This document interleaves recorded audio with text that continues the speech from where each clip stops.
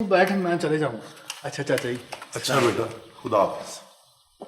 अच्छा मेले पे पहुंच जाना। हाँ जरूर पहुंचूंगा। खालिद, खालिद,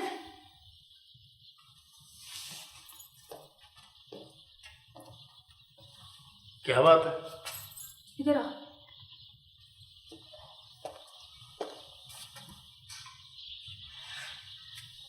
नीचे आके बात कर।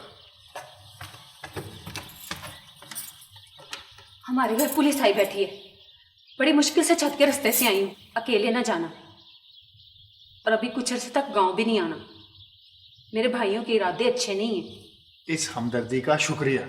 मैं किसी से डरता नहीं हूँ। मैं पेश होने जा रही हूँ। तुम जल्दी से चले जाओ, और बेहतर है कि किसी को साथ ले लो। उन्हें पता है आज तुम शहर जा रहे हो।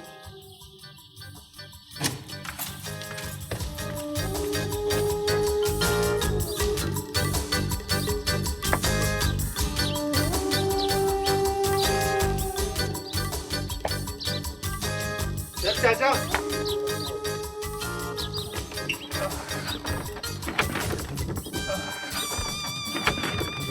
चल भाई चाचा चल। और यार मैंने तुझे मना भी किया था, तू फिर आ गया।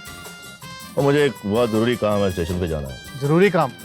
और बगैर लाइसेंस के बंदूक लेकर?